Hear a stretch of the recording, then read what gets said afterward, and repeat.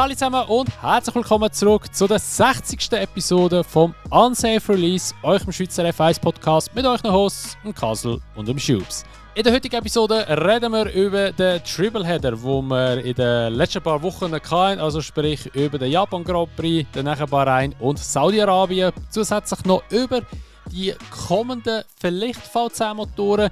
Da steht ja noch ein bisschen in den Sternen, aber da gibt es viele interessante News drüber. Und wenn euch die Episode gefällt, sowie auch der ganze Podcast, dann teilt uns doch gerne bewerten, teilt uns folgen und teilt gerne auch den Podcast teilen mit euren Kollegen, Eltern, Grosseltern, wer auch immer. So würdet ihr uns sehr supporten. Wir wünschen euch jetzt mit der heutigen Episode viel Spass und eine gute Unterhaltung. Ja, also wir legen los mit der heutigen Episode vom Unsafe Release. Lang ist es her, wo wir das letzte Mal eine Episode wieder aufgenommen haben. Wir haben ja eigentlich gesagt, wir warten ab mit dem Tripleheader, wir nehmen den auf und danach hat es uns beiden leider nicht so gepasst, um wieder eine neue Episode aufzunehmen. Aber da sind wir wieder in alter Frische, sagt man doch immer schon so schön, schon wieder am Versprechen, man kennt es. Und ja, wir legen los, chronografisch, egal. Wir legen chronografisch, weil ich gerade Chronograph gelesen habe. Das ist der Timer, den wir brauchen zum Synchronisieren. Genau. Chronologisch meine ich natürlich, legen wir los. Wir starten in Japan. Das Rennen, das leider ein bisschen langweilig war, oder es war langweilig. Der Schubs hat es vorher sehr gut beschrieben, das Aufstehen hat sich gar nicht gelohnt und das kann man auch wirklich so, so unterschreiben. Recht schade, weil eigentlich die Strecke so eine coole ist und auch, ich glaube, es ist jetzt gerade auch so mit dem Frühling und so in Japan, so von der Atmosphäre her und so, man hat immer so die Kirschblütenbäume gesehen, es hat schon geil ausgesehen auf den Bildern, wie so die Autos durchgefahren sind, hat man so die Bäume im Hintergrund gesehen. Hast du schon cool gefunden. Nichtsdestotrotz, es ist natürlich gleich wieder etwas passiert, weil es ist ja die Formel 1, es wäre ja langweilig, wenn gar nichts passieren würde. Wir legen los mit dem Duen, wo ja einen sehr spektakulären Abflug gemacht hat. Und ja, der Grund dafür haben ja sicher alle schon mitbekommen. Er ist mit offenem DRS in die erste Kurve reingefahren. Weil in Japan ist es eben ein bisschen speziell. Dort hat man eigentlich...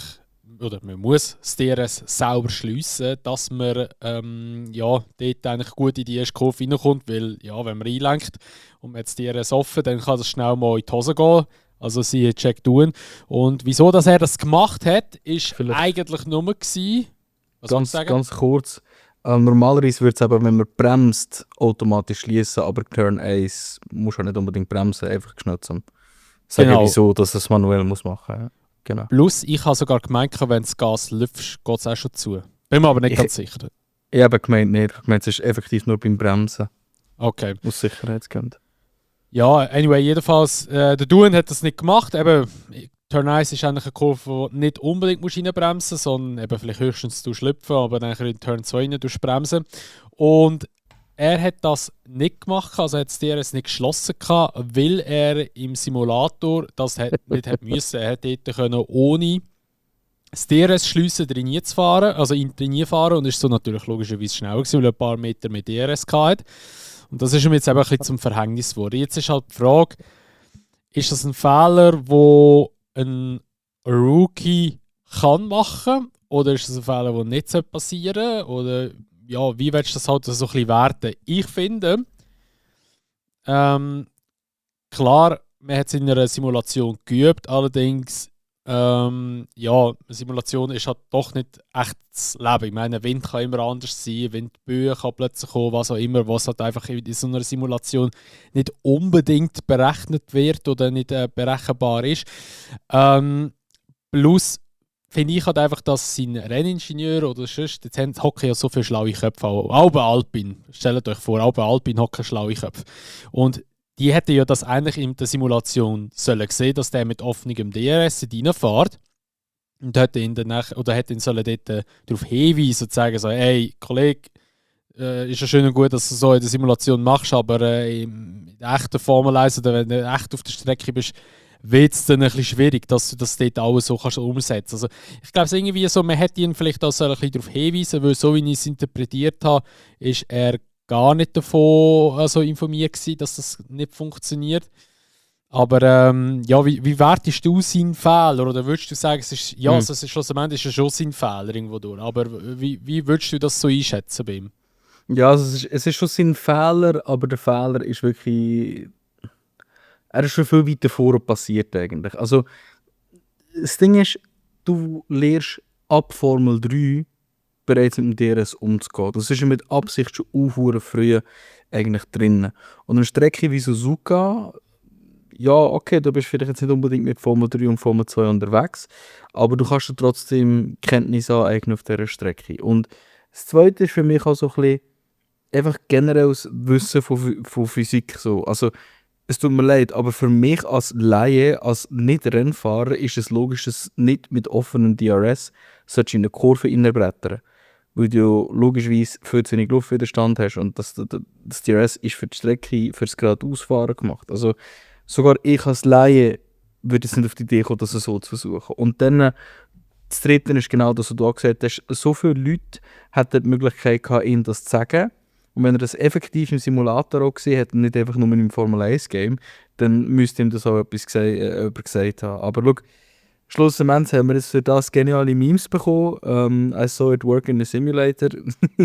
Das ist ein bisschen eine neue Memesorte, die ich richtig geil finde, wo er zum Beispiel im Face-Game quer durch die Schikane in Kanada durchbrattert und dann nachher ein Salto macht und nachher ja, oben für die Überschrift I saw it work in a simulator. Also von dem her, ja, danke wieder mal für gute Memes aus dem Alpine-Ecke. Aber ja, nein, also finde ich tough in einem Fahrer, der jetzt noch so viele Jahre darum kämpfen, endlich das jetzt bekommen hat, nicht passieren, so einen Fehler. Und da schiebe ich das eigentlich komplett auf seine Kappe, auch wenn das Team ihn hat warnen. Okay. Ja, der Jack Doohan aktuell immer noch mit 0 Punkten, auch nach dem Tripleheader, also immer noch Punkte los. Und man muss zwar schon zugeben, dass er eigentlich vom Grundspeed her ja nicht mal so weit weg ist hier und da im Qualifying oder im Training zum Pierre Gasly, spannenderweise, eigentlich muss man noch sagen. Also ist eigentlich immer ein bisschen in der Nähe. Aber er hat dann doch immer ein bisschen Pech oder es langt dann halt nicht. Darum, naja, mal schauen, wie lange das... Er will einfach zu viel. Also, ich glaube, das ist sein Problem. Ja, er muss sich aber auch beweisen, gell? Ja, aber er probiert halt einfach irgendwelche Sachen, die eben keinen Sinn machen. So ein bisschen, mit ein bisschen mehr Verstand würde das nicht passieren. Und wenn du es einfach stabil, super runterfährst, wie das zum Beispiel ein Hadjar macht, wo eigentlich rein gefühlsmässig, oder das sollte ja eigentlich viel, ich sage jetzt mal, extravaganter fahren und viel mehr Fehler machen. Aber er macht sie nicht, weil er es einfach super runterfährt. Und genau das müsste er tun, auch machen, und er macht es nicht. Er probiert einfach zu viel, oder gibt zu viel Risiko drin in das Ganze. Ja.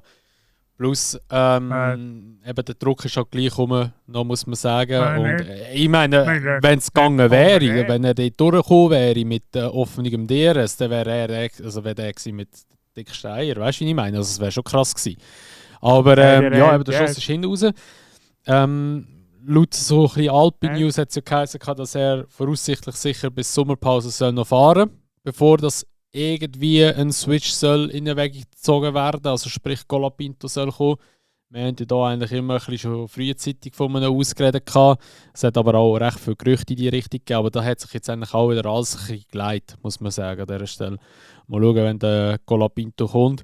Der hat ja noch einen TPC-Test in Monza, wo er auch gerade ausgefahren ist über den Acher rein und unten, wo er kaputt gemacht hat. Also auch der Colapinto leider nach wie vor immer noch nicht ganz fehlerlos, muss man da sagen.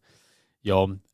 Wer aber wirklich fehlerlos gefahren ist der Max Verstappen an dem Japan Grand Prix. Unter anderem auch vielleicht am neuen Auto, das er hatte, oder beziehungsweise nicht das neue Auto, aber eine neue Livery, die er hatte. Aber ich glaube, wir zwei haben miteinander geschrieben bezüglich der Livery. Mhm. Und ich weiss, du hast mir gesagt, du hast die erste weiße Livery hast du schöner gefunden. Aber ich muss ganz ehrlich sagen, ich finde die so geil. Man hat die alte war auch geil gewesen, verstehe mich nicht falsch. Aber ich habe die neue viel geiler gefunden nochmal. Einfach die roten Bullen haben so schön ausgesehen drauf. Absolut. Also ich muss auch sagen, auf der Strecke, also wenn man rein nur die Livery bewerten, muss ich schon sagen, die neue Livery sieht schöner aus. Aber ich habe wirklich mit der Zeit gemerkt, dass was mich einfach an den Autos schöner dünkt, ist einfach generell das Auto und die Form, die es hat. Und das hat nachher automatisch auch ein bisschen mehr schwarze Akzente gehabt mit all diesen Frontflügeln, kleinen Kläppchen und so, was es sonst noch gehabt hat. Also keine Ahnung. Mir gefällt einfach die alte Autoserie besser und ich finde, es hat auf dem alten Auto wegen dem nochmal viel geiler ausgesehen. Aber ja, also wirklich eine von der schönsten One-Off-Liveries und ich finde vor allem halt einfach auch schön, wie fest sie ihren Dank Honda zeigen. Und ich meine das ja auch zu guter Recht. Also für die vielleicht Formel 1 noch nicht so lange schauen, bevor Honda eigentlich Red Bull Motoren hergestellt hat, ist es so Renault gewesen, riesen Downphase, wirklich eigentlich mit Renault klar am Anfang 2010 bis 2013 mit dem Vettel alles geholt, aber ab dann eigentlich konstant im Stich gelassen wurde. Ich würde sogar sagen, dass der Renault-Motor der Grund war, wieso dass im Ricciardo seine Karriere den Bach ab ist, weil er sich wegen dem entscheidet hat zu gehen, oder? Also man sieht, das ist logischerweise sehr viel Dank für dass das Honda so zurückkommt und das Team wieder eigentlich umbringt, weil, sind wir ehrlich, es ist nicht nur Aero, wo gut ist, der hure Honda-Motor funktioniert einfach wirklich auch sehr, sehr gut und hat sehr eine gute Top-Leistung. Und ja, ich finde es schade, das ist für mich so ein bisschen eine ikonische Partnership gewesen, auch wenn Honda nicht immer so präsent branded war auf den Autos. Einfach weil sie sich ein bisschen zurückgezogen haben, kurze Zeit lang, aber trotzdem ist das für mich ein ikonisches Duo geworden. Für die 4 World Championships und 3 Constructors World Championships, die die zusammen haben können einfahren schon. Ja, also ich würde es auch ein bisschen vermissen, so sagen die Kombi Red Bull und Honda. Bin gespannt, wie es dann nachher mit Red Bull und Ford aussieht. Und vor allem auch natürlich dann Honda mit Aston zusammen. Und ich frage mich halt schon recht, wie viel Einfluss Honda beim zweiten Cockpit wird haben. Bei Aston. Ich denke schon recht einen grossen. Danke so. Und ich hoffe einfach, dass dann endlich mal der Lancelot rausfliegt dort. Weil der ist einfach, ja, dem sein Zenit ist schon lange überschritten. Ganz ein kleiner Fun-Fact, hat überhaupt nichts mit dem zu tun, aber wenn du gerade schon Aston Martin ansprichst, ich habe gehört sagen, und das freut mich wirklich jetzt schon, dass der Adrian Newey das ein bisschen Problem gibt mit dem. Nämlich versuchen, seine Alben zu erreichen und er verpasst Meetings, alles drum und dran. Und jetzt fragt ihr euch gerade, hey, wieso ist das gut? Er sei so akribisch am Arbeiten, dass er sich vergisst. Und dass er die Meetings verpasst und dass er niemandem mehr antwortet. Also, es könnte sein, dass neue Aston wirklich ein absolutes Monster wird und ja, halt in Kooperation mit Honda, wo ja für Red Bull auch das kleine Package extra gemacht hat. Vielleicht ist er irgendetwas richtig Geiles am Kochen mit ihnen zusammen, das könnte ja sein. Das ist einfach so eine coole Randnotiz. Ja, die weitere Frage, die es halt dann noch gibt, ist halt, wenn wir es gerade ja vorher noch ein bisschen von Max hatten, oder? Da gibt es ja immer wieder Gerüchte, oder? Dass er eventuell Red Bull wird wieder verlassen, oder heisst wieder, dass er könnte verlassen. Die Gerüchte hat es ja letztes schon gegeben. Allerdings ist es ja jetzt inoffiziell bestätigt worden, dass ja der Helmut geht per Ende Jahr. Ist ja noch nicht offiziell bestätigt worden, aber es gibt so ein bisschen klar, ja. Ziemlich klar, genau. Und meine Frage ist halt einfach, der Verstappen hat immer gesagt, er ist schon wegen dem Helmut gekommen und er bleibt ja wegen dem Helmut und so, weil er ja ihn so gefördert hat und so alles. Und dann frage ich mich halt einfach, ja, wenn der Helmut geht echt der Verstappen auch, weil er bleibt sicher nicht wegen dem Christian. Weil der Draht zum Christian hat er ja eigentlich nicht so. Und wenn man schon so schaut, im Team hat es so viel Wechsel gegeben und so viele Änderungen. Also es kann ihm fast nichts dort halten. Ich meine, wenn er zu Aston geht, hat er immerhin wieder Honda als Motorpartner. Mit Honda ist er wirklich immer gut gefahren. Und er hätte den Adrian wieder, der ihn ja auch gut kennt. Und ja, nicht nur das, es ist auch noch ganz viel anderes Personal, wo zu Aston gegangen ist. Und bei Red Bull ist ein grosser Anteil von höherem Personal ist eigentlich weg. Ja.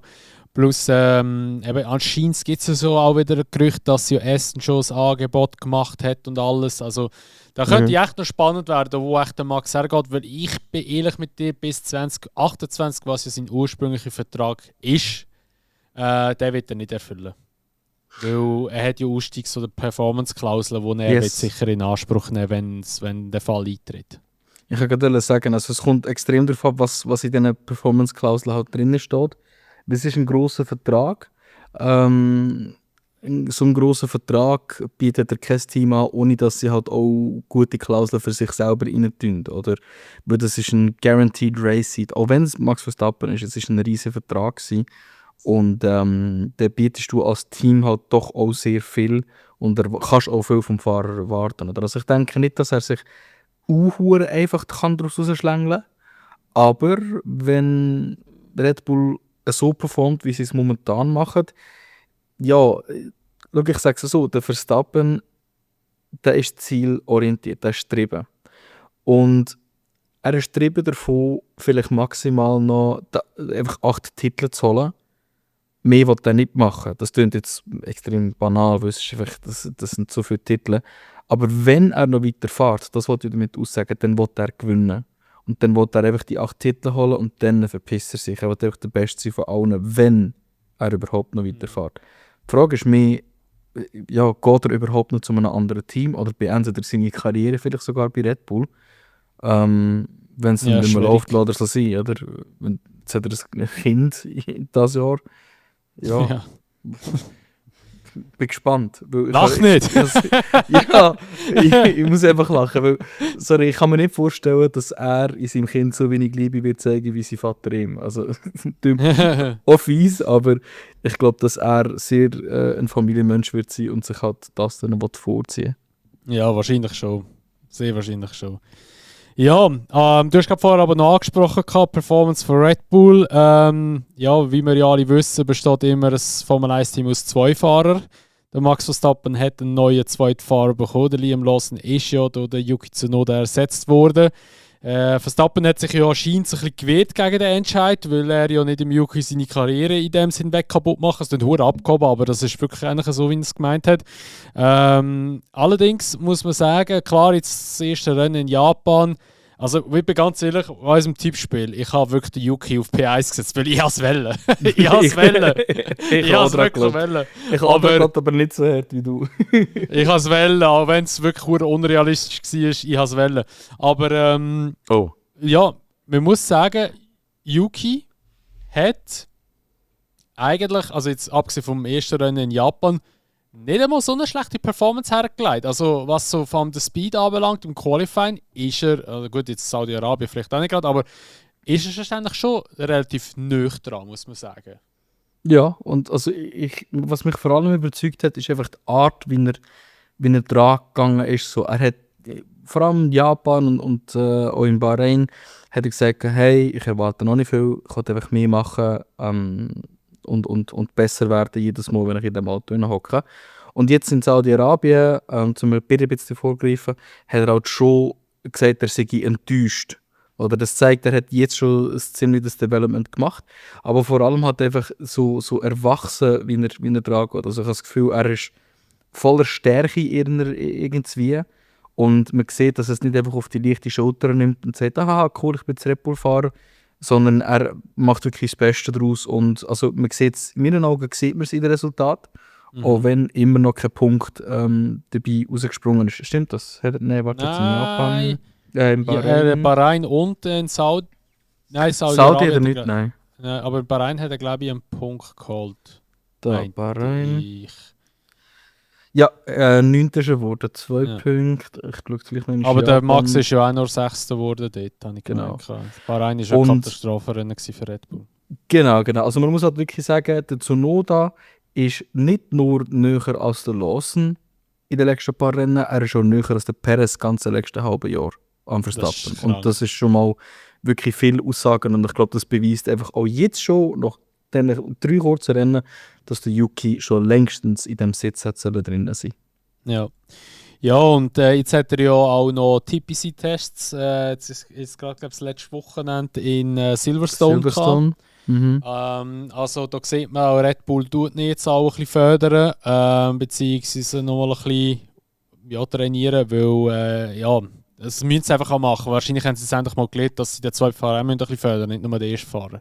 Weil eben, also klar, der Perez, der hat einfach mit der Zeit nur noch abgegeben, aber ich finde es eben krass, der Perez hat ja auch immer gesagt, das Auto sei unfahrbar. Der Max ist immer klar, aber der Perez hat immer gesagt, es ist unfahrbar das letzte halbe Jahr. Und der Lawson kommt, kann es auch nicht beherrschen. Max kann es beherrschen. Das zeigt ja schon auch irgendwie, eben, wie gut dass das Auto eigentlich auf den Max abgestimmt ist und nicht auf den Zweitfahrer. Und das müssen sie jetzt halt einfach ändern, dass sie halt einfach wirklich mit beiden Fahrergebnissen reinfahren können. Zeigt aber in meinen Augen auch wirklich einfach noch eines zum Rausheben, die Qualität vom Yuki. Und das klingt wirklich blöd, wenn du siehst, wie schlecht dass er eigentlich performt für das, was der Verstappen macht. Aber der Yuki ist halt wirklich deutlich besser als beide Fahrer vorher. Und ja, das zeigt halt gleich, ja, wenn du den Finger ein bisschen aus dem Arsch nimmst und mit dem richtigen Mindset dran gehst, kannst du auch aus dem Auto irgendetwas rausholen, wenn du es nicht kannst beherrschen, oder? Ja, die Badwanne läuft eben schon, wenn sie will. Das ist so. Ja, wer natürlich jetzt auch ein bisschen so in Frage steht, oder beziehungsweise wer vielleicht auch mal ein bisschen den Finger aus dem Arsch rausnehmen, ist ein bisschen, ja, der Lando. So hergesagt. Nein, also es ist ja so, in Japan ist ja Max vor Lando vor Piastri gewesen, wenn ich es richtig im Kopf habe, oder bin ich falsch? Ja, Verstappen, Norris, Piastri, ja. Eben, genau. Und dort hat der Norris noch Championship Lead ein bisschen ausgebaut. Genau, und der Max ist ja bis auf einen Punkt hergerutscht, habe ich gemeint. Also yes, ziemlich genau.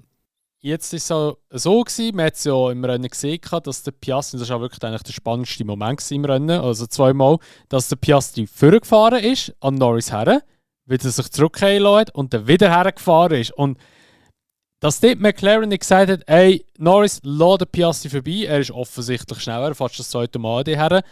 Er könnte vielleicht den Max angreifen und sonst kann man immer noch wieder swappen. Dass sie diesen Move nicht gemacht haben, finde ich echt bodenlos.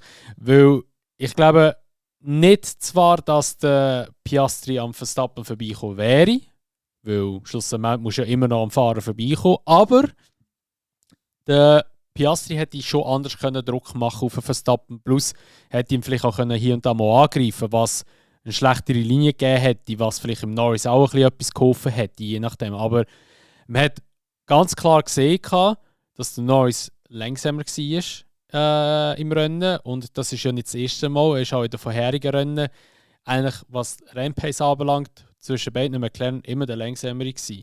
Quali ist er zwar schon meistens schneller, muss man sagen, aber Rennpace ist er ja doch langsamer als der Piastri. Und ja, was glaubst du, hätte der Piastri ihn können überholen?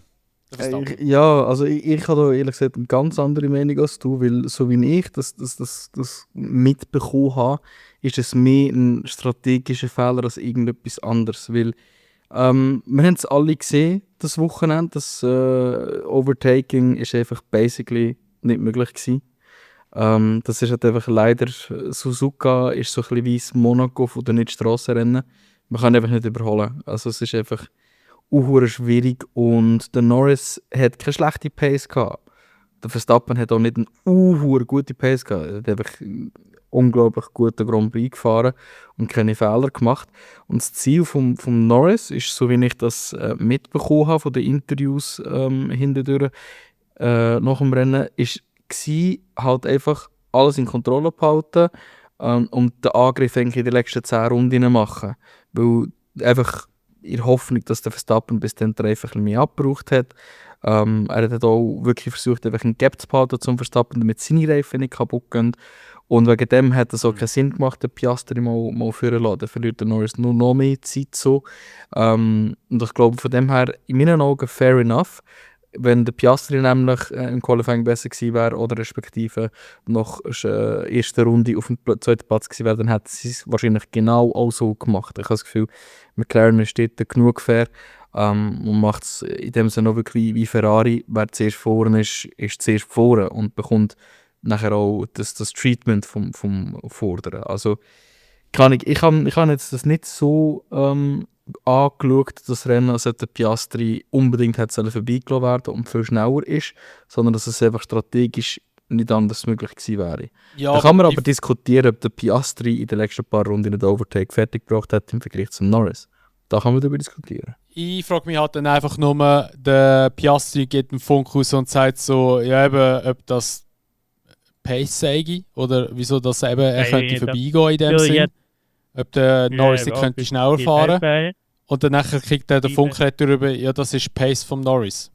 Also alles so, er kann nicht schneller. Das ist weißt du, wie ich meine? Das ist wirklich nicht nice gewesen, ja. Weißt du, meine, klar, der Norris kann so Zeug rauslassen. Ich meine, das steht er ja blöd gesagt gut da, ja, das war Strategie gewesen, oder wer auch immer das gesagt hat. Weißt du, ich meine, er ist ja nicht, ist ja kein Geheimnis, also der Zach Brown oder auch der wie heißt der andere, Stella da, so ein bisschen ja, pro Norris etwas sagt und so. Das ist ja normal. Ich meine, das sind ja immer so die Team-Dinger. Aber ich meine, während dem Rennen hast du schon gemerkt, eben, er fährt her, lässt sich wieder zurück, er fährt wieder her und dann kommt der Funk und dann heisst so, ja, das sagt ihm Norris seine Pace. Ja, also da lässt doch der Piastri vorbei, wenn du siehst, er ist zweimal hergefahren, weißt du? Also, ja, aber das ist halt für uns so schwierig zu judgen, gell? Weil wir wollen ja auch nicht, oder wir können ja auch nicht sagen, okay, er hat das so vielleicht auch einfach gesagt, damit es nicht klar ist, was ihre Strategie ist. Sie wollen ja nicht in die Welt raushauen, erst mit Absicht so langsam. Also, ja keine gut, Ahnung, aber ist ja, schwierig zum judgen. ja, aber das war so am Schluss vom Rennen gewesen, da müsstest du eigentlich schon auf Aber Push gehen, eigentlich. Aber du, whatever. McLaren weiss da mehr als mir, das ist halt schon so. das ist so. Aber Ich finde, der Piastri hat schlussendlich nachher eigentlich mit der Zeit jetzt bewiesen, die nächsten 2 Rennen, die wir weiter besprechen, dass er deutlich besser dran ist und ich glaube, er hat auch gezeigt, jetzt, aus welchem Holz das er geschnitten ist. ja, also Piastri ist einfach halt, macht weniger Fehler, also die Fehlerquote ist halt definitiv kleiner als beim Norris. Okay. Plus er ist schneller im Rennen, das muss man halt einfach schon auch sehen. Also jetzt, in allen Rennen, die gewesen sind, also ich würde lügen, wenn ich würde sagen, der Piastri sei nicht schneller gewesen als der Norris im Ja. Schnitt. Und Das ist weißt du, das unglaublich. gefällt mir eben extrem bei ihm. Ich würde sogar sagen, er ist vor allem frech. Er ist ein fucking etwas- Kimi, ja. Ja, er ist wirklich ein Kimi und er nützt Gaps aus und macht Overtakes, wo du selber nicht einmal siehst. Also er hat wirklich schon ein paar Sachen jetzt rausgehauen. Sei das ja. in Aserbaidschan letztes Jahr, der fucking Danny Ricciardo-esque Send It in Turn Ace. In Japan hat er doch auch einen geilen Overtake gemacht, oder nicht? Nein, warte, ich mach's durcheinander. Oh, weiss In jetzt im Fall nicht, Japan aber in Saudi hat er einen krassen Saudi gemacht. ist Einfach so aussen rum. Es hat geil nur gestoppt. gewesen, Ja, aber wirklich, Nein, wo ich in- das so sehe, ich so, in- das macht er nicht wirklich in einem Formel in, 1 Auto. Das ist In Australien. Australien ist ja dort bei dieser links-rechts, schneller links-rechts-Kombination ist auch einfach dort. aussen um in der linken. Boah. Am Hamilton. Und jetzt in Saudi auch wieder am Mhm. Hamilton. Ey. Und das ist das in meinen Augen, wo der Piastri vom Norris unterscheidet. Die werden Ja. speedtechnisch ähnlich sein. Piastri ist ein bisschen schneller. Der Norris ist kein schlechter Fahrer, aber der Piastri hat so das kaltblütige, ich überhole dich jetzt um jeden Preis. Und das Ja. hat der Norris nicht. Das fehlt ihm einfach. Ja, das ist ja so.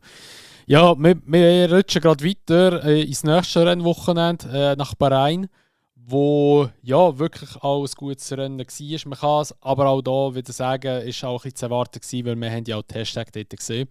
Und wir legen gerade los mit dem Rennen und bleiben eigentlich auch gerade beim Norris wieder. Der Fehler mit der Startbox, wo ihm ja dann nachher ein Penalty gegeben hat.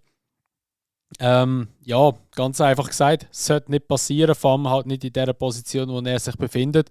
Klar, man kann jetzt noch sagen, ja, es ist Anfang der Saison, kann ja noch passieren, aber ja, gerade die Punkte Anfang der Saison können halt gegen hinten raus wirklich entscheidend sein, dass man dort halt keine Punkte geholt hat oder weniger Punkte geholt hat.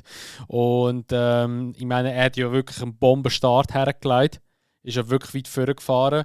Er hat ja ein schlechtes Quali gehabt, darum ist er ja weiter hinten gestartet.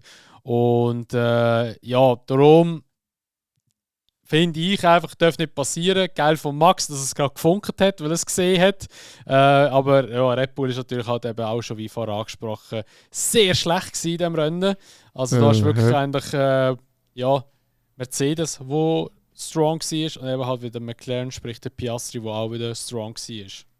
Absolut. Also für mich hat es sich wirklich so ein bisschen angefühlt wie vor Red Bull Dominanz-Ära. Also es ist wirklich so ein 2019-2020 Rennen für Red Bull, wo sie einfach halt irgendwo hinten bei den Schnellsten rumtrollen, oder? Und das ist evident gewesen, halt nicht nur durch Tsunoda, sondern auch durch Verstappen. Der Verstappen hat es am Schluss nur auf den 6. gebracht und hat ja im Qualifying auch nur den 8. Platz gehabt, wenn ich es richtig in Erinnerung habe. Und warte, das kannst du sogar schnell anschauen, zum sicher gehen. Nein, 7. war es. Und ja, der Tsunoda halt gleich auch nur 10. Und das zeigt aber in dem Sinn den Fortschritt vom Yuki, aber halt den Rückschritt vom Auto. Also man sieht, sogar für Verstappen ist das Auto einfach nicht so geil ich sage es nicht zum Kontrollieren, aber zum Balance finden. Und was das halt macht, ist, es verschiebt den ganzen Championship-Fight, gell? Also man darf jetzt halt einfach wirklich nicht außer Acht lassen, was ein Russell am Start von dieser Saison gemacht hat. Ja. Und genauso Wochenende wie das bringen jetzt halt einen Russell in den Championship-Fight rein. Also es ist nicht abwägig, dass man jetzt ganz klar davor redet, dass ein Piastri, ein Norris, ein Russell und ein Verstappen den Championship-Fight gewinnen können. Ich sehe bei den anderen Fahrern immer noch so ein bisschen Fragezeichen von den Autos, die sie fahren oder ihr sagen können. Aber die 4 sind schon fix jetzt einfach im Championship-Fight drin und das einfach, weil man im Russell, man kann es auch wirklich so sagen, die Punkte irgendwo durch auch schenkt, ihm den Platz lässt, oder? Man macht es einfach super und ruhig und es funktioniert. Ja. Und ja, du hast jetzt eben gerade vorher schon angesprochen, eben die 4 Fahrer und es ist ja kein einziger Ferrari-Fahrer darunter gewesen und das ist eben auch das Traurige. Wir haben da uns aufgeschrieben, kein Ferrari wo. Und klar, sie sind jetzt in Bahrain auch 4. und 5. geworden, aber wir sind, glaube ich, alle ehrlich zueinander. Man hat den Ferrari viel weiter vorne gesehen, beziehungsweise man hat den Ferrari auch über den Championship also um Platz 1 oder 2 kämpfen gesehen eigentlich. Und yes. Ja, wo sind sie? Sie sind irgendwie gefühlt nirgendwo. Also es ist schon echt hart, wenn wir das so anschauen, weil wir haben jetzt einen Charles Leclerc auf Platz 5 momentan mit 47 Punkten. Wir haben Lewis Hamilton auf Platz 7 mit 31 Punkten. Der Lewis, der wirklich gar nicht Schlag kommt mit dem Ferrari. Das ist ja wirklich ein Trauerspiel. Was glaubst du, der Hamilton hat das schon bereut oder bereut er sich, dass er zu Ferrari gegangen ist? Ich denke es nicht und ich hoffe es nicht. Weil schlussendlich einfach generell, wenn man solche Ferrari anschaut, sie sind selten so, dass sie eine gute Jahre starten. Meistens sind sie Mitte Jahr dann stark, aber verbessern sich gegen Ende nicht uns verrecken grossartig. Und das ist so ein bisschen der Trend, den ich auch hier nicht erwarte. Und wenn das der schlechteste Punkt der Saison ist, dann wird noch Gutes kommen. Dann werden sie Wins holen. Aber was ich halt leider schon spüre von der Hamilton-Seite ist, es generell jetzt schon wieder alles hinterfragen und mache ich alles noch richtig und einfach, er lässt mega schnell den Kopf hängen, habe ich das Gefühl, die letzten paar Jahre. Und das ist nicht etwas, was ich vom Hamilton können.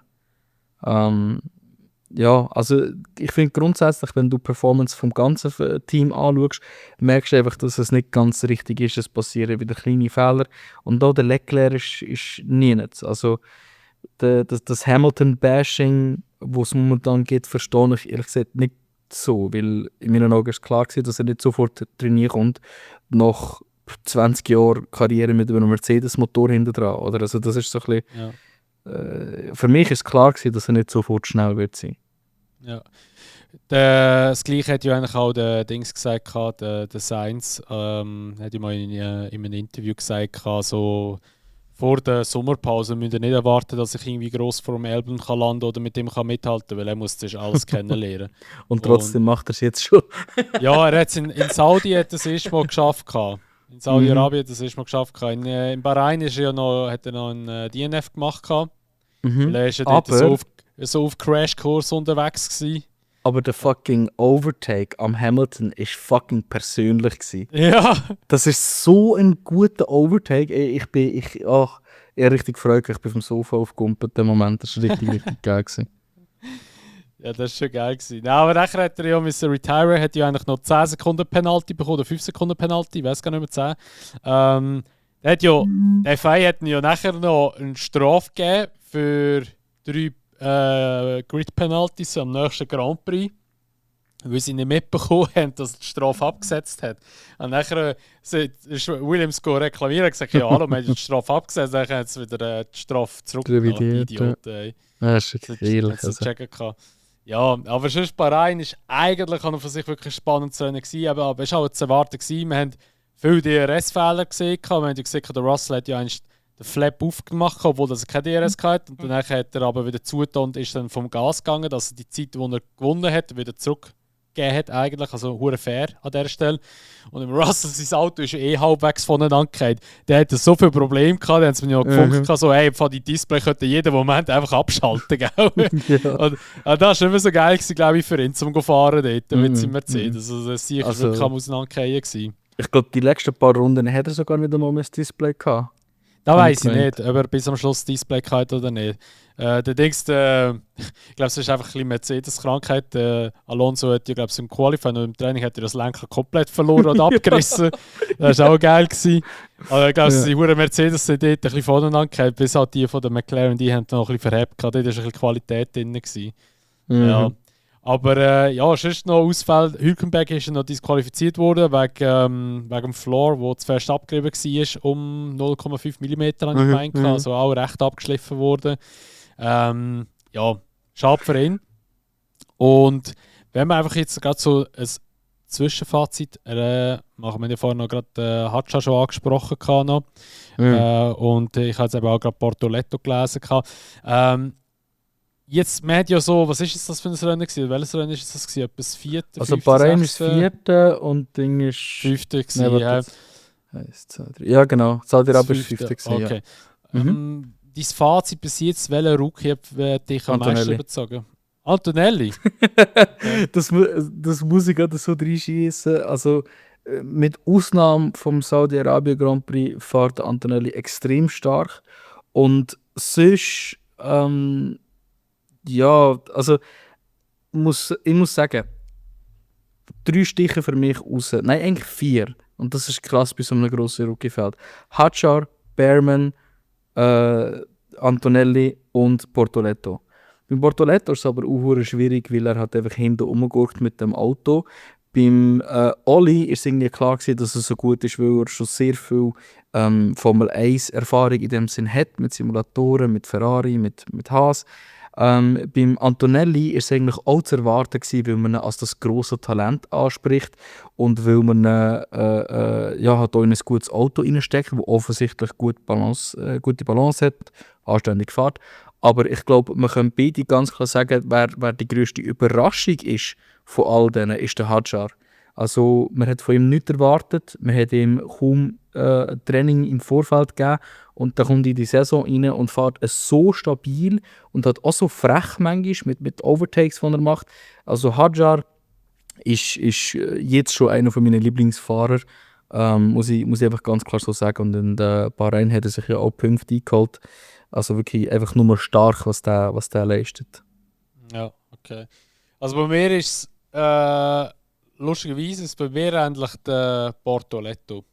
Weil, ja, gesehen, klar, ja. Ich schließe mich da an, du siehst halt das nicht, was er so macht, weil er hinten nachguckt, aber wenn du nur allein schon schaust, wie er im Verhältnis zum Hülkenberg fährt, und der Hülkenberg, wenn wir nicht darüber diskutieren, da ist er wirklich ein ausgezeichneter Fahrer, also weißt, der ist ja wirklich ein Profi. Und er versteht sein Handwerk und Hülkenberg für sein Alter ist immer noch wirklich in Spitzenform. Aber der Bortoletto, da kommt so ein Junge, wirklich auch, weißt, keine Formel 1 Erfahrung. Nicht gross irgendwie so gefahren in einem Fahrzeug oder in einer Formel 1 Generation gefahren. Und kommt rein und fährt hier im Hülkenberg gerade eigentlich, ja nicht gerade um die Ohren, aber mag mithalten. Und das ist schon so ein bisschen wie, ja da muss man fast weit zurückgehen, aber das ist schon ein bisschen wie Fernando Alonso bei Minardi gewesen. Ja, der ist auch gekommen und er ist hinten nachgegurkt, er ist sein Talent eigentlich nur so halbwegs gewesen, ist er zur Rennen gekommen und ist plötzlich voll da gewesen. Ich finde, der wird wirklich kriminell unterschätzt. Und der Fakt, dass er so wenig in den Medien kommt, also ich habe das Gefühl, die Formel 1-Welt wird noch aufwachen, wenn dann nächstes Jahr hoffentlich der Audi ein bisschen besser ist. Weil der wird im Hülkenberg dann davon fahren. Das ist auch in meinen Augen ein absolutes Ausnahmetalent. Genau. Und sonst müsste ich mich schon auch so anschließen, dass ich an zweiter Stelle eigentlich den Hadjar setzen. Weil es klingt hure her, aber der Kimi, klar, er fährt gut. Und er ist natürlich auch präsenter, weil er vorne mitfahren kann, weil halt das Auto einfach auch die Performance gibt. Aber wie viele Millionen in ihn investiert wurde, ist an TPC-Tests und alles, sollte er eigentlich weiter vorne fahren, in meinen Augen. Klar, das ist natürlich hergesprochen, weil das seine erste Formel-1-Saison. Aber wir müssen nicht darüber diskutieren, wie viele Runden der in den vorherigen Fahrzeuggenerationen oder auch 22er, 23er Chassis gefahren ist. Weißt du, wie ich meine? Und darum, in meinen Augen sollte er ein bisschen näher am Russell sein, weil der Russell ist dann doch einiges stärker als er jetzt im Moment. Aber ich sage auch hier, im Kimi würde ich 1-2 Jahre geben und dann fährt er wahrscheinlich im Russell um die Tore. Ja, das glaube ich also auch. Und das Ding ist halt eben, also es ist schwierig, sich nur schon vom einen Team auf ein anderes Team umzugewöhnen. Aber dann von einem 2-Auto zu kommen in ein Formel-1-Auto rein, ist noch mal schwieriger. Vor allem, wenn man wie der Kimi einfach nur ein einziges Jahr gehabt hat. Aber da muss man natürlich schon auch sagen, der Bortoleto hat auch nur ein Jahr Formel 2 Erfahrung zum Beispiel. Also von dem her ist das keine Ausrede, aber ich finde trotzdem, sie machen einen guten Job. Also gerade die 4 Fahrer, muss ich sagen, sind für mich Neck and Neck und ich könnte jetzt nicht unbedingt sagen, der und der ist definitiv der besser. Kleiner Fun-Fact noch am Rand, falls ihr es nicht mitbekommen habt, es wird auf Netflix eine Serie von Mercedes über Kimi Antonelli geben. Ich finde das hure random und ich weiß noch nicht, was ich davon halten soll. Ich finde, das ist nicht nötig, der hat schon genug Druck. Aber hey, ja, kleiner Fact am Rande. Ich weiß nicht genau, wann das kommt, aber ich bin da gespannt und werde es ganz sicher schauen. Ja, ich habe es auch gesehen, dass etwas kommt, aber ja, keine Ahnung, was ich davon halte. Reinschauen, mal ein bisschen also nicht vorgenommen in das Zeug reingehen. Mit Vorsicht genießen. Genau. Wahrscheinlich wird es wieder hure überspitzt sein, wie immer bei Netflix. Yes. Ich glaube, was noch ganz wichtig ist, dass wir beim Bahrain Grand Prix darüber reden, ist das ganze DRS-Transponder-Zeug. Du hast es vorhin schon kurz angehauen. Das hat gegen Ende also ein bisschen angefangen. Man hat es zuerst beim Russell gesehen, wie er das Leaderboard drauf und drauf gumpelt.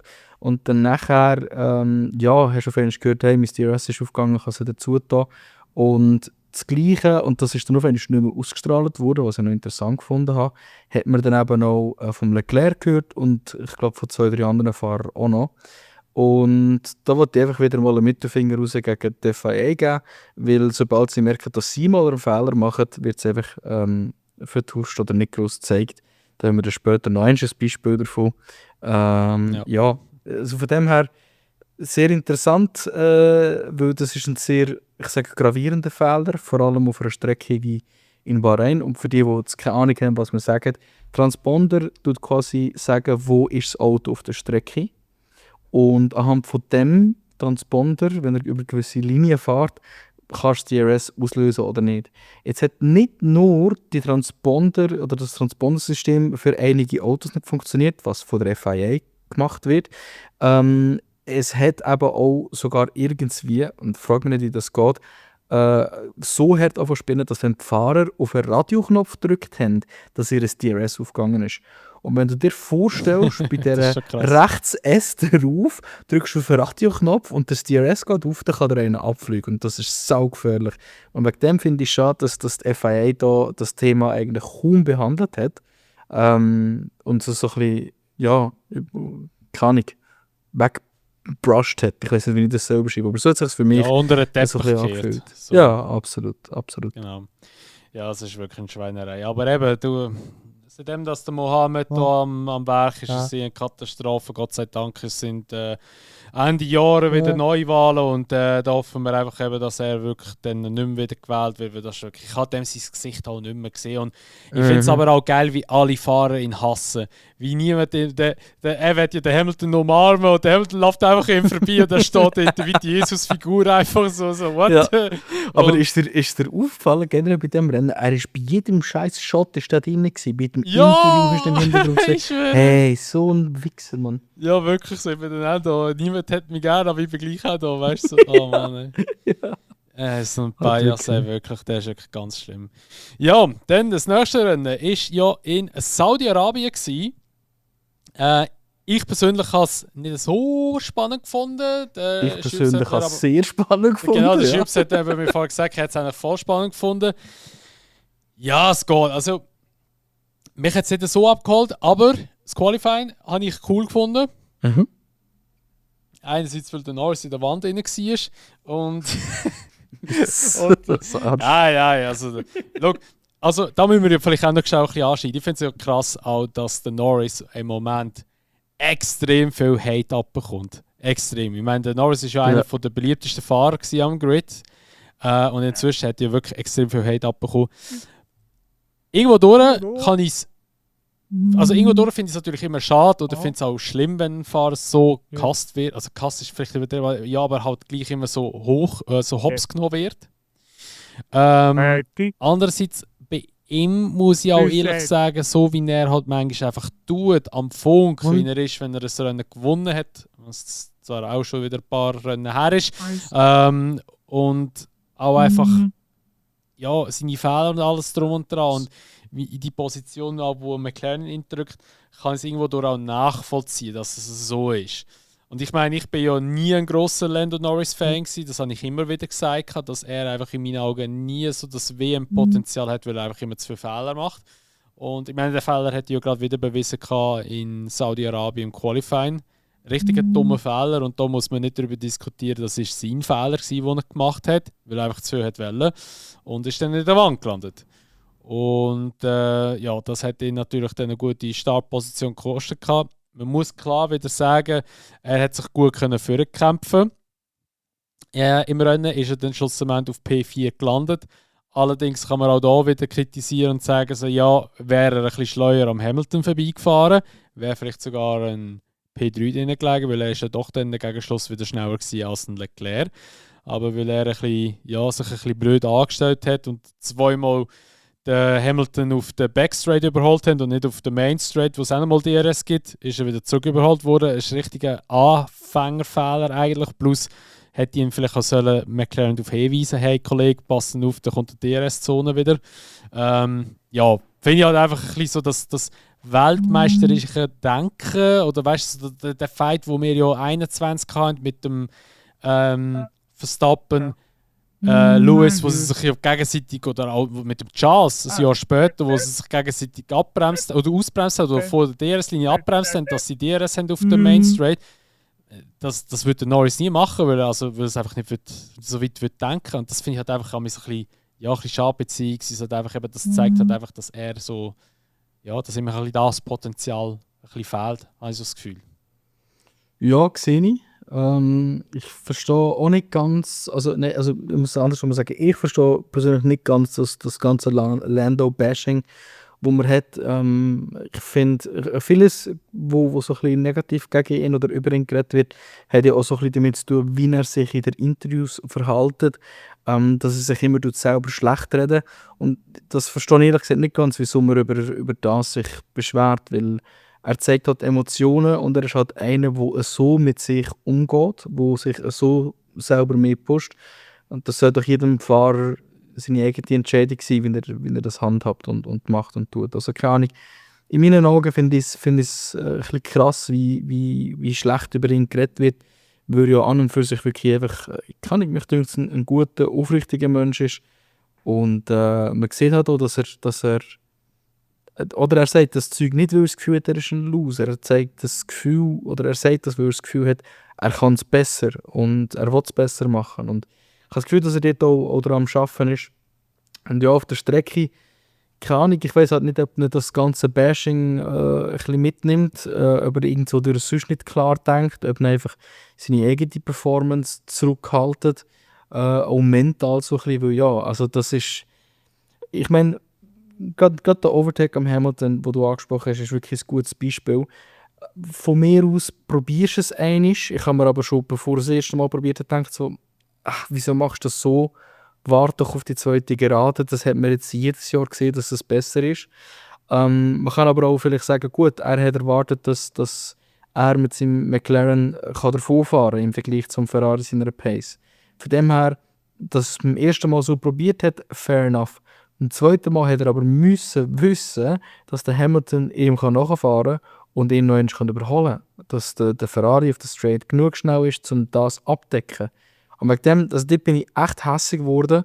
Ich glaube, wie du sagst, er hätte viel mehr erreichen können, wenn er es nicht gemacht hat.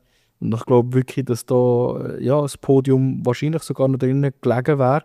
Ich meine, er ist ziemlich genau 1 Sekunde hinter dem Leclerc eigentlich ins Ziel. Und ja, die 3-4 Runden, die er verloren hat, hätten ihm nochmal mehr Chancen gegeben. Oder? Also selber Ja, schuld, definitiv. ja, also 9 Sekunden ist er nachher mein Ziel gekommen, glaube ich.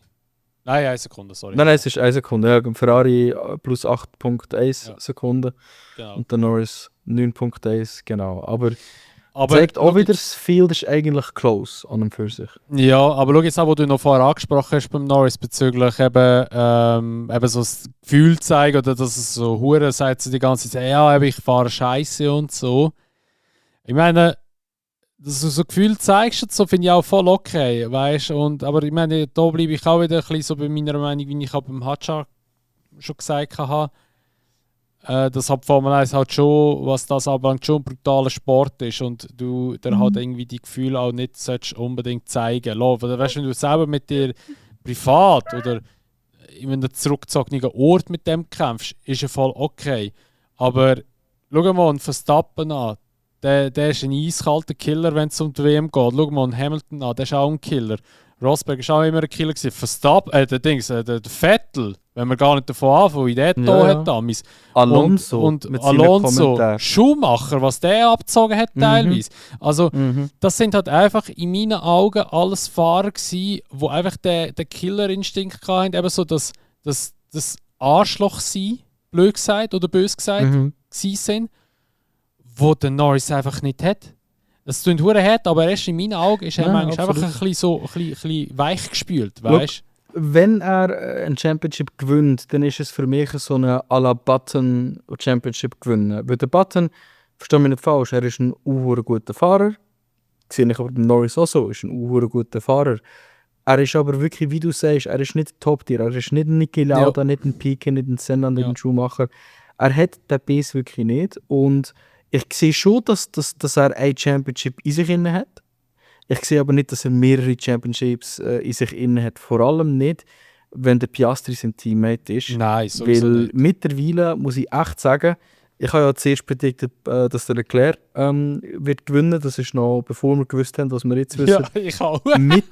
Ja, aber das ist halt einfach unser innerer Ferrari-Fan, der das unbedingt endlich Ferrari sehen. Spirit, ja. Genau. Oder der Simi, der uns überschnorrt hat, das könnte auch sein. Aber lange Rede, kurzer Sinn, ich bin mittlerweile zu 100% überzeugt, dass der Piastri in seiner 3. Saison seine erste Meisterschaft gewinnt. Kann gewinnen, ja. Das ist natürlich immer noch offen. Die Saison ist noch lang. Aber ich sage auch, dass der Piastri im Moment die beste Karte hat, zum Championship zu gewinnen. Und das bringt uns eigentlich auch gerade zu der nächsten Frage oder zum nächsten Punkt, wo wir können darüber diskutieren können, ob der Piastri schon Nummer 1 im Team ist oder noch nicht. Ich sage im Moment noch nicht. Ich glaube, im Moment lassen sie schon noch beide fahren. Aber ich glaube, dass sie spätestens so in Kanada oder nach Kanada sollten sie sich schon mal festlegen, wer Nummer 1 ist und wer Nummer 2 ist, beziehungsweise wer Vorrang hat und wer das Nachsehen hat. Weil ich denke, so ab Kanada, das ist noch nicht ganz Kalenderhälfte, aber dann sollte es dann schon mal ein bisschen, das Ganze gefixt haben. Mhm. Ich glaube, bei McLaren ist es einfach auch schwierig, die Entscheidung zu fällen.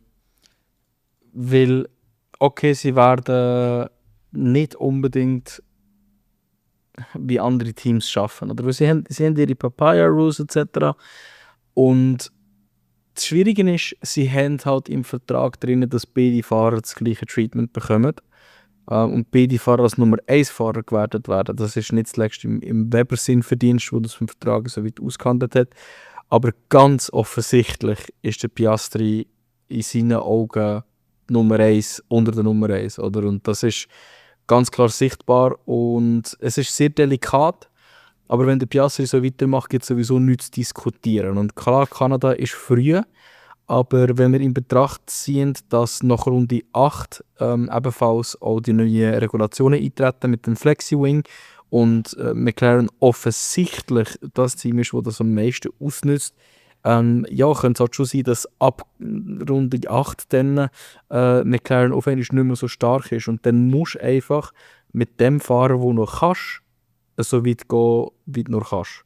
Und wenn jetzt der Piastri weiterhin so fährt, wie er fährt und immer Piastri P1, Norris P2 haben, dann ist es gewesen. Dann gibt es nichts mehr für einen Norris zu diskutieren, dann wird der Piastri bevorzugt. Und das ist auch richtig in meinen Augen, auch wenn du beide Fahrer als Nummer 1 haben. Aber das ist in meinen Augen das einzig Richtige.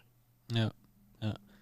Ja, du eben, das ist schlussendlich das Thema, wo wir werden sehen, wie sich das noch entwickelt. Ich glaube auch die nächsten paar Rennen werden entscheidend sein, wer wo landet. Aber ich glaube, dass da der Piastri eben nach wie vor, wie vorher schon erwähnt, die beste Karte wird haben.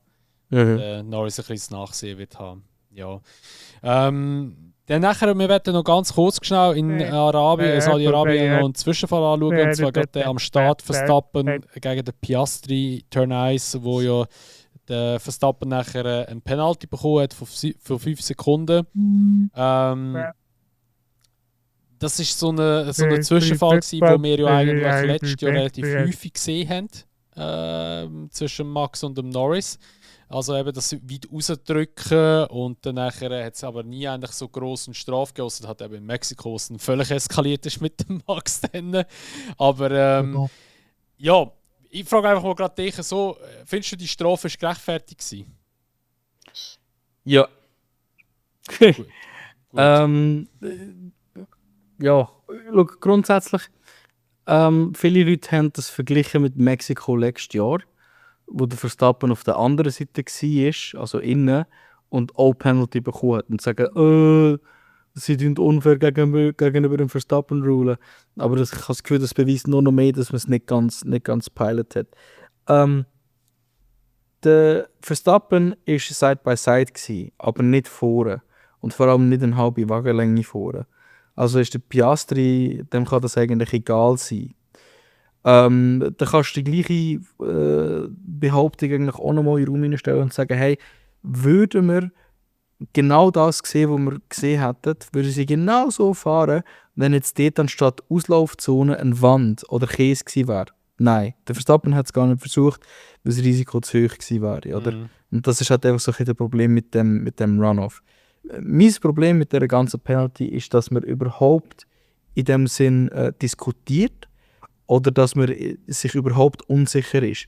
Weil die Unsicherheit entsteht, weil sie haben relativ lange debattiert, ob es eine Strafe gibt, und anstatt 10 Sekunden, was üblich wäre, hat es nur 5 Sekunden gegeben. Macht keinen Sinn, weil entweder sagst du, es ist Turn 1 Incident, Turn 1 Lap 1 und wir lassen es sein, oder du greifst ganz durch und gibst 10 Sekunden und machst nicht so halbpatzig, ja, nach Lust und Laune machen wir jetzt mal 5 anstatt 10. Entweder hat er einen Advantage Code, was er ganz klar gemacht hat, der war über eine Sekunde vorher nachher, oder hat sich keinen Advantage Code. Und wenn er einen Platz zurückgegeben hat, hat er die Penalty nicht müssen bekommen. Wenn er auch noch ein bisschen weiter vorne gewesen wäre, hätte man vielleicht können sagen, er muss sie nicht bekommen. Aber er war eine Sekunde vor dem Piastri nachher. Also, ja, kann gut. sagen, was du willst.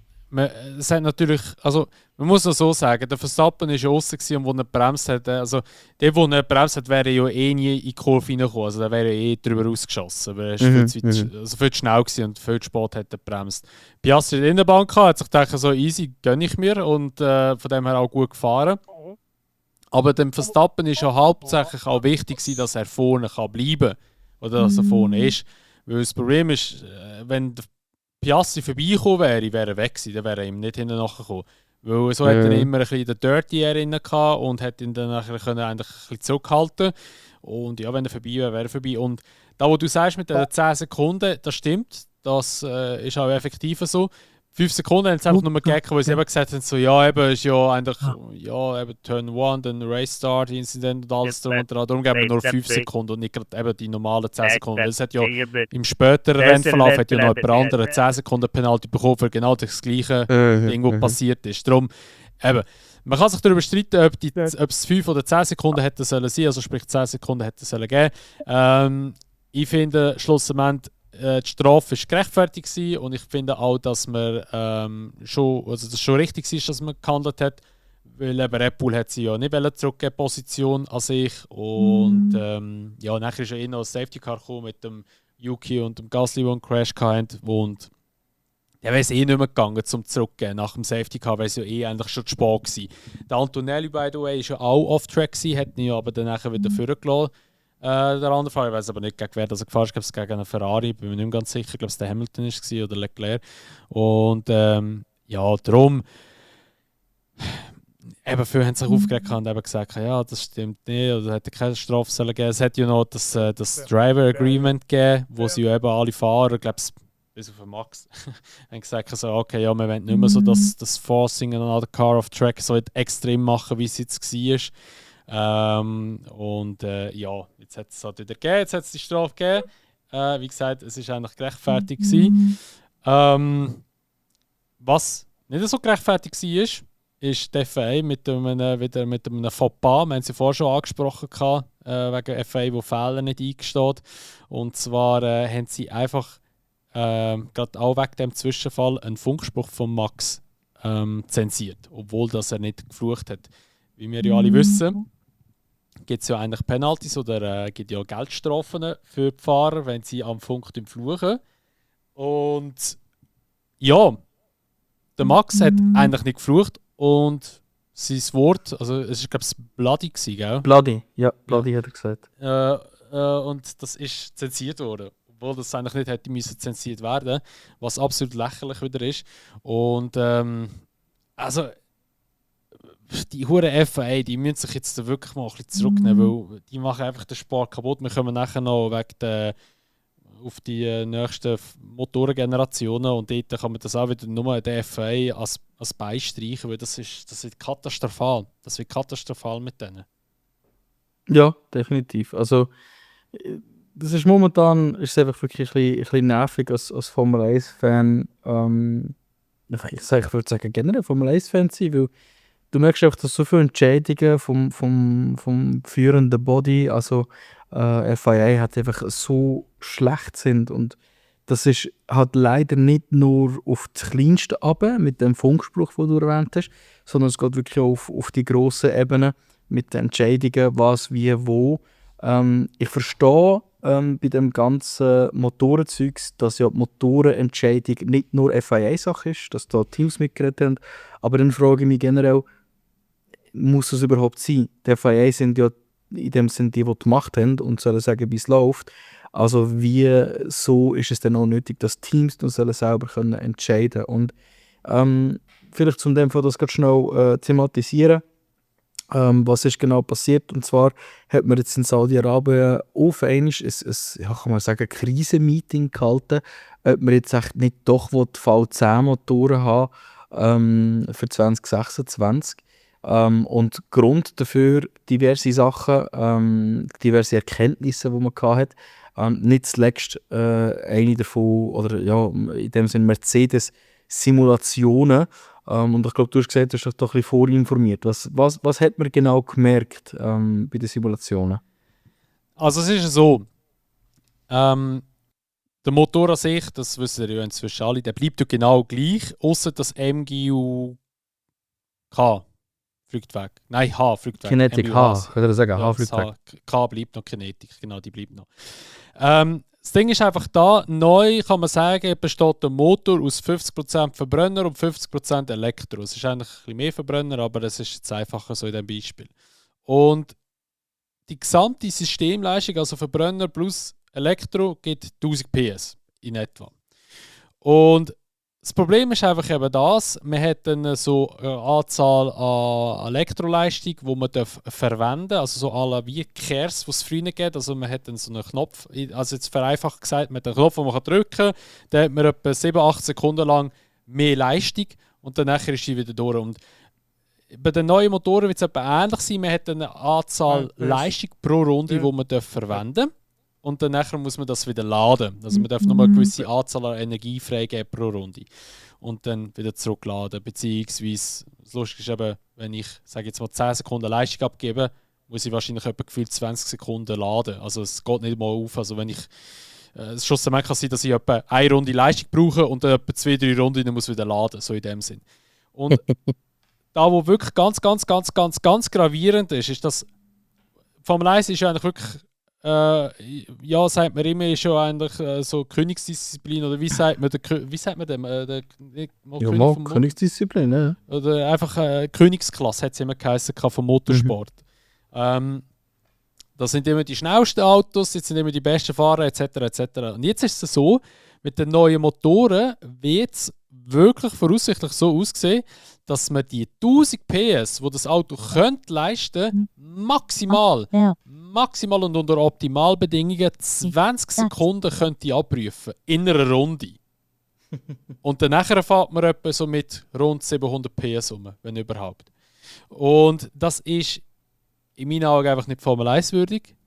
Ich bin einfach der Meinung, dass man, wenn man schon so etwas macht, dass man halt wirklich die 1000 PS soll haben oder 950, aber dass man immer etwa in der Nähe von diesen 1000 PS ist und nicht einfach dann so gravierend weniger hat. Weil das Problem wird einfach das sein, dass in Zukunft Formel 1 nur noch aus Energiemanagement besteht und nicht aus mehr. Und man hat ja jetzt schon, also ursprünglich hat man ja eigentlich die Chassis, die wir jetzt haben, beibehalten für die neue Motorengeneration. Da hat man aber eben gemerkt, Scheiße, die Motoren sind so ineffizient, die bringen gar nicht die Leistung her, die wir möchten auf eine Runde. Dass sie die Autos auch angepasst haben, eben leichter gemacht haben, kleiner gemacht haben und auch weniger Abtrieb oder beziehungsweise weniger Luftwiderstand gemacht haben, dass sie eben schneller wieder werden. Sie werden aber ja gleich wesentlich langsamer sein als jetzt. Plus, ich glaube, der Max hat das gesagt, dass er befürchtet, dass die Formel 2 schneller wird sein als die Formel 1 in Zukunft. Und das ist dann richtig krass, wenn das wirklich passieren wird. Und ja, Mercedes hat eben das gemerkt gehabt. Beziehungsweise bei Mercedes ist es so, dass man jetzt, der FIA hat gesagt, okay, da müssen wir jetzt etwas ändern. Der FIA hat ihm vorgeschlagen, hey, komm, wir nehmen doch einfach die gesamte Systemleistung, aber auf 700 PS oder so. Und dann können wir einfach dann die maximale Leistung, die wir können abrufen pro Runde, erhöhen. Also dass wir statt 20 Sekunden 40 oder 50 Sekunden können abrufen, was ja dann schon viel besser wäre. Und das gefällt zum Beispiel jetzt der Mercedes nicht so. Die möchten eigentlich eben nicht noch etwas jetzt ändern, so kurz vor der neuen Saison in Anführungszeichen, oder dass wir so kurz vor dem Wechsel wären. Das Ding ist einfach, dass Mercedes sich ja sehr gute Chancen ausrechnen mit ihren Motoren. Das hat sie schon länger ein bisschen angekündigt, dass ihre Motoren wahrscheinlich recht stark werden sein. Und da haben sie sich ein bisschen mit Händen und Füßen gewehrt. Auch Audi, wo ja mitbestimmt hat, wie die neuen Motoren werden sein, wird sich logischerweise auch gegen das. Honda auch, weil Honda kommt ja auch wegen der neuen Motoren. Also eben so, gerade die neuen Teams, die reinkommen, die wehren sich alle ein bisschen gegen das. Bis auf Cadillac. Cadillac kommt ja auch offiziell ab 2028 mit einigen Motoren. Die wären aber wahrscheinlich auch recht froh, wenn es einen V8 oder V10-Motor geben als nächstes, weil dort haben sie ein bisschen mehr Erfahrung drauf. Aber ja, was man einfach schlussendlich sagen kann, ist, dass Formel 1 ab 2026 ein richtiges Trauerspiel wird werden. Also ich gehe nicht davon aus, dass es richtig geil wird werden und dass man da die Motoren, die dort kommen, die Mercedes so hoch anpreist, dass wir die wahrscheinlich nicht länger werden als 2028 haben. Weil man diskutiert jetzt eben, dass man ab 2028 wieder den V10 einführen oder eben spätestens ab 2030 oder nach 2030. Weil dann wäre eigentlich dann das Motorenreglement wieder ausgelaufen. Aber ich glaube, da wird die Formel 1 schon durchgreifen, wenn sie dann einfach merken, hey, okay, die Autos laufen gar nicht, das Entertainment ist nicht rum, die in Anführungszeichen Show fehlt komplett und so gehen die Fans wieder. Und das haben wir schon alles erlebt, 2014, 15, 16 mit diesen ganzen Hybrid-Scheissen, die sie eingeführt haben. Da sind Fans davon gesagt, weil sie einfach den V8 nicht mehr hatten oder die V10-Motoren nicht mehr hatten. Und das wird auch wieder so passieren. Also, sind wir nicht böse, ich finde es gut, wenn der Hype wieder retour geht, weil Formel 1 hat in meinen Augen einfach immer noch viel zu viel Hype. Aber ich finde es natürlich schade, dass dann natürlich halt, der Sport ein bisschen darunter wird leiden. Meine Hoffnung ist nach wie vor gross, dass der V10 wird wiederkommen und ich bin auch guter Dinge, dass er wird kommen, weil, sind wir ehrlich, ein V10-Motor macht einfach nur so viel Sinn. Er ist günstig in der Produktion. Man kann, wenn man irgendwie noch eine Elektroeinheit einbauen, kann man wieder ein fucking Kers einbauen. Da hat man auch den Elektroanteil drin, wo man irgendwie 80, 90 PS oder 100 PS inzwischen könnte generieren mit dem. Früher sind es, glaube ich, 80 gewesen, habe ich gemeint. Dann nachher das kann wirklich, also sorry für den Ausdruck, das kann jeder Schwanz, also kann das herstellen. Jeder Autohersteller könnte so eine V10-Macke herstellen, weil das ist wirklich einfache Schule, so etwas herzustellen. Da haben wir ja die E-Fuels, die kommen ab dem nächsten Jahr, die dann nachher CO2-neutral sind. Das heisst, der Motor lässt nicht etwas anderes raus, was schon in der Luft war. Von dem her, ja, wieso macht man so einen Scheiß? Wieso bringt man nicht einfach einen V10 oder einen V12 Motor oder von mir aus auch einen V8 wieder retour? Weil die Motoren sind einfach so einfach zum Bauen und eben da könnt zum Beispiel könnt Ford einen eigenen bauen, da könnt ihr eben Cadillac wird sowieso so etwas selber bauen, da könnte Toyota kommen und meine Toyota hat ja auch Lexus mit V10 Motor, da könnten so viele Autohersteller reinkommen und die könnten einfach kommen und bauen oder auch Privatunternehmen, zum Beispiel ein Haas-Team könnte selber so etwas bauen. Oder weiss ich wer, also da könnten so viele Eigenproduzenten kommen, weil eben die Technik von einem V10-Motor einfach so einfach wäre. Aber ja, mal schauen, ich denke, das Thema wird noch nicht ausgecatcht sein. Und ja, eben, also merkt euch den Tag, jetzt nehmen wir auf am 29.04. Der Kasel hat gesagt, V10-Motoren, die kommen. Merkt euch den Satz, die kommen. So als ob du alleine dafür verantwortlich wärst. Ja, wenn ich muss zu der FA gehen und dann auf den Tisch klopfen, dann so geht es nicht weiter. Nein, das ist ja natürlich auch Formel 1 ist da auch mit involviert. Aber ich meine, wenn also, Domenicali schon gesagt V8, V10 Motoren sollen wieder kommen und auch so sehr ich den Mohammed Ben Sulayem hasse, auch wenn er sagt, eben V10-Motoren sollten wieder zurückkommen, da haben beide einfach recht.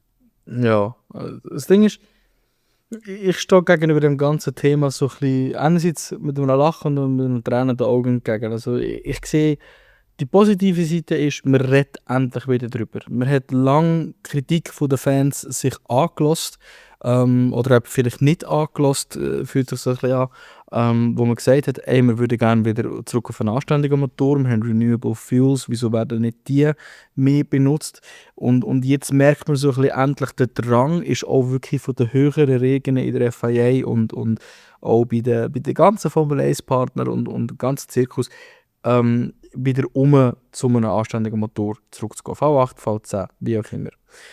Aber was mich ein bisschen nervt, ist, wieso hat man das nicht vorher gemerkt? Respektive, man muss es ja vorher schon gewusst haben, was der neue Motor wird sein und wie das neue Auto ungefähr wird aussehen, hat man schon vor 4 Jahren etwa gewusst, vor 4 oder 5 Jahren ist ja das erste Mal die Info gedroppt. Das heisst, schon dann bei den Simulationen hat man das eigentlich gesehen und wahrscheinlich hat man das dann auch gesehen, dass die Autos deswegen langsam werden sein. Und vielleicht so ein bisschen zum Verständnis, wieso hat man nicht dann schon reagiert und etwas anderes gemacht. Audi hat tatsächlich einen guten Vorschlag gebracht. Ich habe leider vergessen, technisch einfach, wie es funktioniert. Aber ein anderes, ähnliches System wie zu einer MG UK, wo aber viel mehr Power bringen. Irgendetwas, wo noch mehr mit den Bremsen arbeitet. Weil das fällt ja, glaube ich, auch weg. Ich weiß nicht mehr recht, was es ist. Auf jeden Fall haben alle Formel 1-Teams dagegen gestimmt, weil halt Audi die Technologie bereits schon bei der WEC und bei anderen Serien verwendet. Und da hat es ja einen Vorsprung gehabt. Und jetzt hocken wir alle da, haben einen Motor, der zwar neue Hersteller reingeholt hat, aber der Sport an und für sich einfach, da kann man nicht anders sagen, schlechter macht. Und man hat nichts dagegen unternommen, nur weil man eigentlich auf Teams gelost hat. Und das ist das, was mich so ein bisschen nervt. Ich finde, wenn doch die FIA und Formel 1 zurück auf V10 gehen, wieso macht man dann noch ein riesen Meeting? Wenn halt die Hersteller abspringen, dann springen sie halt ab. Es tut mir leid, der ganze Zirkus verdient genug Geld, dass sie es mögen verleiden, wenn der ein oder andere Hersteller doch nicht kommt. Also, das ist meine Meinung. Und ja, an und für sich ja, ist es schwierig zu sagen, wenn passiert es überhaupt. Aber schau, wenn wir realistisch sind, der Porsche Supercup beweist seit Jahren, dass mit Renewable Fuels gutes Racing gemacht werden kann. Dass wir trotzdem environmentally friendly in dem Sinn ein Image fördern. Und ja, wenn wir mal ehrlich sind und wenn wir über environmentally friendly reden, Formel 1 muss definitiv an ganz vielen anderen Punkten arbeiten. Zum Beispiel, dass sie nicht irgendwelchen Ölscheichen die ganze Zeit das Geld in den Arsch reinjuffeln oder das Geld davon nehmen. Wenn wir wirklich über Dings reden, über environmental friendly. Ja, und ich glaube, der Motor ist wirklich das kleinste Problem. Solange nicht mal der Flight Schedule wirklich ausraffiniert ist. Also, ja. Ich finde, sie schrauben einfach am falschen Ort. Das Ding ist eben halt das, wieso dass halt die Autohersteller reinkommen und die Formel 1 eigentlich sozusagen in dem Sinne ein Böckli macht, dass sie überhaupt reinkommen oder dass sie kommen, ist halt einfach die ganze Autobranche. Weil ich meine, solange das eigentlich das synthetische Benzin für uns Normalbenutzer im Strassenverkehr nicht verfügbar ist, macht es ja auch keinen Sinn, dass wir V10-Motoren in unseren Autos drin haben. Aber auch nur privatwirtschaftlich, auch nur, weil es kein Geld daraus rausgibt. Ja, das Ding ist Für halt einfach Formel 1 das. kann das doch egal sein, oder? Ja, logisch, aber weißt du, das Problem ist, das Ding ist halt einfach das. Ein normaler Formel 1 Zuschauer oder Zuschauer, wie auch immer, wo Formel 1 schaut, der hört einfach nur so, der Motor ist ein Hybrid. Ja. Das brennt sich in seinen Grind rein und dann wird er auch einen Hybrid kaufen. Aber ich sage, der Formel 1 fährt ja mit Hybridmotoren. Der Audi ist dabei mit Hybridmotoren. Cadillac ist dabei mit Hybridmotoren. Und. Also weißt du, es geht ein bisschen um das. Und eben Honda, wo ja auch so stark ist im ganzen Hybrid-Business. Audi mit VW-Gruppe sowieso auch ein riesen Konzern mit Hybrid. Für die ist das rein im PW-Markt extrem lukrativ. Und solange das halt eben für uns Privatpersonen das E-Fuel nicht zugänglich ist an der Zapfsäule. Früher oder später wird es schon kommen. Wir reden ja momentan, dass man es beimischen zum normalen fossilen Sprit. Da hat man ja auch reduzierten CO2-Ausstoß. Aber solange das halt einfach noch nicht verfügbar ist, wird man halt weiterhin auf diesen Hybridmotoren hocken. Und wir reden ja eigentlich eben, dass man so in 5-6 Jahren eben E-Fuel auch tanken kann für unsere Autos, die wir benutzen. Und dann gibt's Thema, ja. Dann ist es ja dann wieder ein Thema mit den V10-Motoren. Nach 2030 läuft die Motorgeneration, die kommt, wieder aus. Ja, und da hoffen wir das Beste. Eben, es ist halt schon auch viel von der Wirtschaft abhängig und halt das Interesse der Autohersteller. Und Formel 1 hat natürlich schon Angst, oder? Wenn die natürlich abspringen. Ja, wer macht denn noch Motoren? Dann haben sie einfach Ferrari, der Motoren macht. Dann haben sie einfach noch Mercedes, vielleicht, der Motoren macht. Ja, aber dann wird es schon wieder langsam schwierig, weil Renault geht ja raus mit Alpine. Also sprich, Renault-Motoren gibt es nachher nicht mehr. Die springen ja weg. Honda macht ja eben nur Hybrid. Die würden wahrscheinlich das Interesse auch ein bisschen verlieren an dem Ganzen. Audi dann sowieso, weil, sind wir ehrlich, Audi macht keine V10-Motoren. Der einzige V10, den sie gebaut haben, war ein R8 drin. Also, ja. Look, also, für mich, ganz ehrlich, ich bin mittlerweile an einem Punkt mit diesen Motoren, wo ich einfach sage, von mir aus macht er halt den Motor-Spec. Ein FIA-Motor. Dann ist mir alles andere egal, solange wir einfach weg von dem kommen. Und solange die Autos halt wirklich einfach nicht den Speed haben und wieder den Sound haben und in dem Sinne auch nicht so schwer sind. Oder? Das ist das Hauptproblem, das wir dann haben. Die Autos sind so schwer, du kannst sie nur riesig bauen. Und grossenteils ist das einfach diesen Motoren verschuldet. Und ganz ehrlich, tue ich lieber von dem Technology Race das bisschen wegnehmen und mache einen Spec-Motor und dafür hast du halt wirklich wieder anständige Motoren drin und die Autos können wieder racen. Also klar, perfekt ist immer noch nicht wegen der Dirty Air, aber das ist das Problem, das man nicht lösen kann. Also, ja, Dirty Air hat es auch schon vor 20 Jahren gegeben. Also, genau. Das hat's bei der alten Fahrzeuggeneration jedes Regelwerk handelt sich um das, gefühlt. Also, ja. Ja, mal schauen, wie sich das eben da noch entwickelt. Es bleibt sicher spannend. Es ist viel passiert in den letzten paar Wochen, vor allem eben wegen diesen Motoren, alles drum und dran, sehr spannend gewesen. Aber eben jetzt vorläufig, also eine kurzfristige Änderung, aber auch, muss man sagen, auf 2026 da ändern auf V10-Motoren, es ist auch sehr unrealistisch gewesen. Eben frühestens 2028 wäre es möglich, aber da muss man auch sagen, da müsste dann nächstes Jahr eigentlich schon alles abgesegnet werden, dass das wirklich könnte passieren.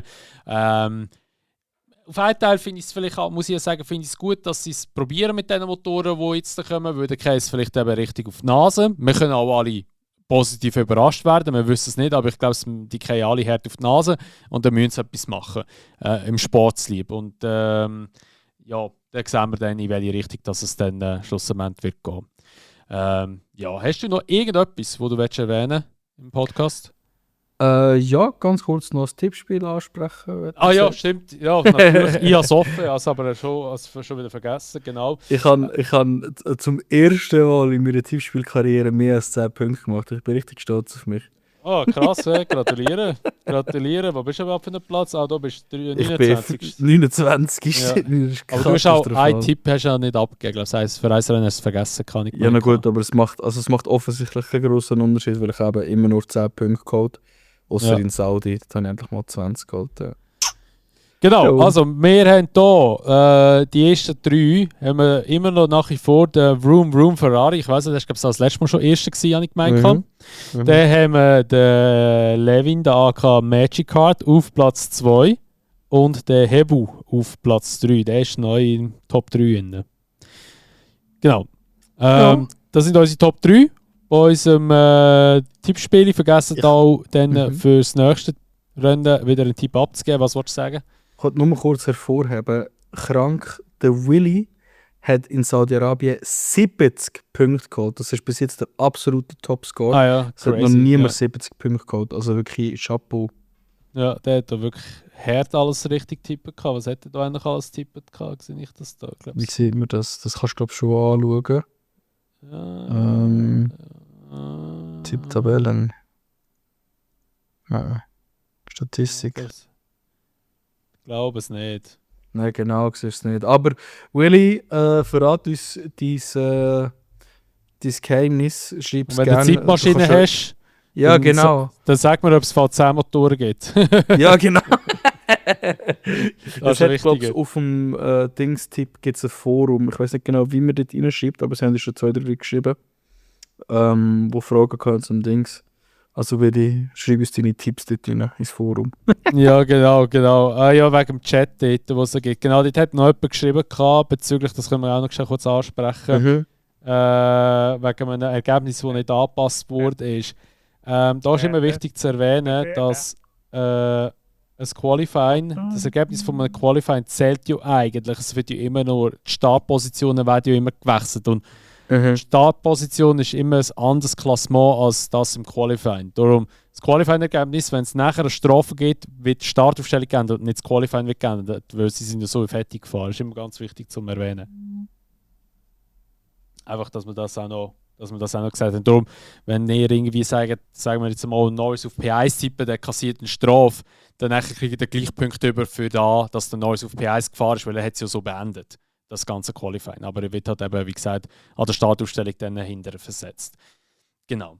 Gut, also, dann würde ich mal sagen, wäre es das gewesen von der heutigen Episode vom Unsafe Release Podcast. Ich hoffe, oder wir hoffen natürlich, dass euch wieder die Episode gefallen hat und dass ihr bis da am Schluss wieder zugelassen habt. Da bedanken wir uns wieder recht herzlich.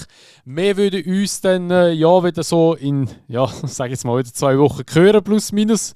Ob es dann wirklich die 2 Wochen werden, ist wieder etwas anderes. Ich weiß gar nicht, ist das nächste Mal wieder ein Doubleheader oder nur eins? Ist nur Miami, kommt nachher gerade. Das tun wir noch schnell Miami checken, jetzt bin ich unsicher. Ja, und dann Miami kommt 2. und nachher ist eine Woche Pause. Ist eine Woche Pause. Genau, ist eine Woche Pause. Also das heisst, wir würden wahrscheinlich nach Miami wieder. Oder kurz vor Imola einen raushauen. Ja, genau. Je nachdem, wie viel passiert ist, schauen wir genau, mal. vielleicht ist schon einfach gar nichts passiert. Dann schauen wir.